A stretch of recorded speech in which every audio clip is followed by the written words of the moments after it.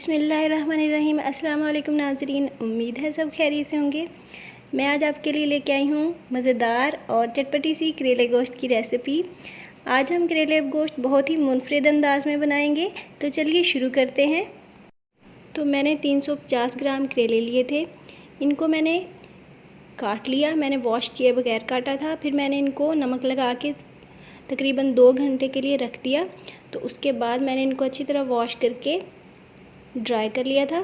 तो अब हम इन करेलों को फ्राई करेंगे। मैंने पैन में 3 से 4 टेबल स्पून ऑयल ऐड किया है। तो अब हम इन करेलों को 6 से 7 मिनट के लिए मीडियम फ्लेम पे अच्छी तरह फ्राई करेंगे। करेलों को हमने तब तक फ्राई करना है जब तक कि इनका ब्राउनिश सा कलर आ जाए। तो इनको हमने फ्राई कर लिया है। अब हम इनको दूसरे बर्तन में ट्रांसफ़र करेंगे। तो करेलों को पहले हमने नमक लगाया था, फिर अच्छी तरह वॉश करने के बाद अब हमने इनको फ्राई कर लिया है। तो करेलों की कड़वाहट जो है वो काफ़ी हद तक ख़त्म हो चुकी है। तो चलिए अगला प्रोसेस शुरू करते हैं। तो मैंने यहाँ पे चॉपर ले लिया है। चॉपर में हम प्याज ऐड करेंगे। मैंने 3 बड़े प्याज काट लिए थे। तो अब हम इनमें 4 से 5 हरी मिर्चें भी ऐड कर देंगे और इनको हम चॉप कर लेंगे। तो प्याज को हमने अच्छी तरह चॉप कर लिया है। अब हम इनको फ्राई करेंगे। तो चॉप किए हुए प्याज मैं पैन में ऐड कर रही हूँ। ये वही पैन है जिसमें हमने करेलों को फ्राई किया था। तो अब हम इसके साथ ही 1 टेबल स्पून लहसुन अदरक का पेस्ट ऐड कर देंगे। तो इन मसालों को मैंने मिक्स कर लिया है। तो अब मैं इसमें ऐड कर रही हूँ आधी प्याली ऑयल और इन मसालों को हम फ्राई करेंगे तकरीबन 6 से 7 मिनट के लिए। फ्लेम को आपने मीडियम रखना है। तो इस मसाले को फ्राई करने के साथ साथ हम एक और काम भी साथ करते हैं। तो मैंने एक दफ़ा और चॉपर ले लिया है। इसमें हम फ्राई किए हुए करेले ऐड करेंगे और साथ ही मैंने 350 ग्राम बोनलेस चिकन लिया है, वो भी हम चॉपर में ऐड कर देंगे। जी, तो इन दोनों चीज़ों को भी हमने चॉप कर लेना है। यही तो इस रेसिपी का मुनफरिद अंदाज़ है। तो इन चीज़ों को हमने थोड़ा मोटा चॉप करना है। तो चिकन को भी हमने साथ ही चॉप कर लिया है। अगर आपको लग रहा है कि चिकन कच्चा फील होगा तो ऐसा बिल्कुल नहीं है। ये बहुत ही अच्छी तरह अंदर फ्राई हो जाता है और बहुत ही ज़बरदस्त टेस्ट लेके आता है।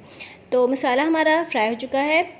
अब हमने इसमें ऐड किया है 2 teaspoon red chilli powder, 2 teaspoon salt, 1 teaspoon हल्दी और इसको हमने अच्छी तरह मिक्स कर लिया है। और अब हम इस मसाले में ऐड करेंगे 3 बारीक कटे हुए टमाटर। मैंने मीडियम साइज़ के टमाटर लिए थे और इनको हम तकरीबन 2 मिनट के लिए फ्राई कर लेंगे।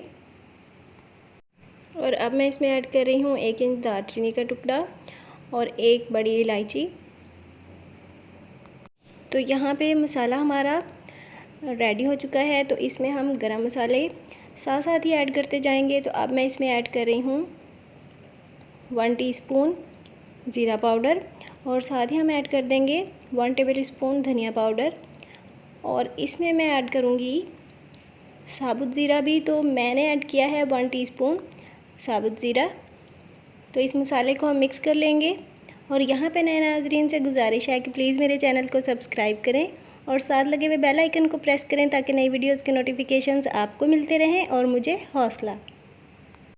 तो अब मैंने इस मसाले में तकरीबन 3 टेबल स्पून पानी ऐड कर दिया है। तो पानी ऐड करने के बाद हम इस मसाले को कवर करेंगे और 2 मिनट के लिए कुक करेंगे।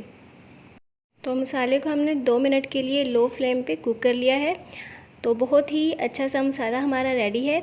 अब हम इसमें चॉप किए हुए करेले और चिकन ऐड कर देंगे। तो चॉप किया हुआ चिकन और करेले हमने मसाले के अंदर ऐड कर दिए हैं।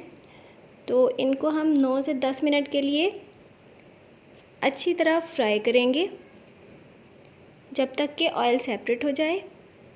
ये करेले गोश्त की रेसिपी बहुत ही यूनिक है और बहुत ही मज़ेदार बन के तैयार होती है। तो मुझे यकीन है आपको भी ये रेसिपी बहुत पसंद आने वाली है।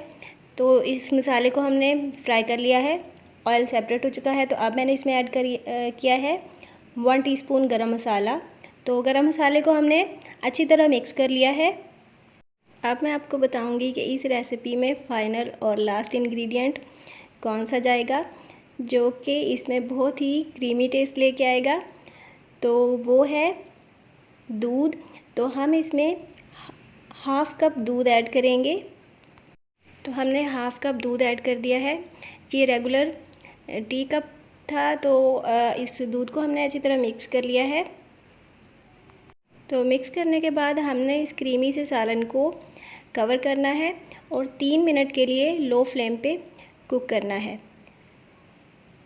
जी तो नाज़रीन, मज़ेदार सा हमारा सालन तैयार है। तो इसको हम डिश आउट करते हैं। तो रेसिपी की फ़ाइनल लुक देखना ना भूलिएगा। मुझे उम्मीद है आपको ये रेसिपी बहुत पसंद आई होगी और आप एक दफ़ा तो ज़रूर ट्राई करेंगे। तो हमने अपना मज़ेदार सा, चटपटा सा और क्रीमी सा सालन डिश आउट कर लिया है।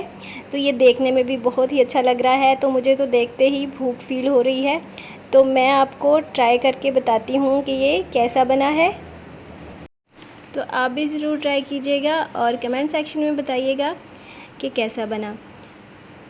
मुझे तो बहुत ही टेस्टी लग रहा है, इसलिए मुझे दीजिए इजाज़त। मुलाकात होगी अगली वीडियो में। दुआओं में याद रखिएगा। अल्लाह हाफिज़।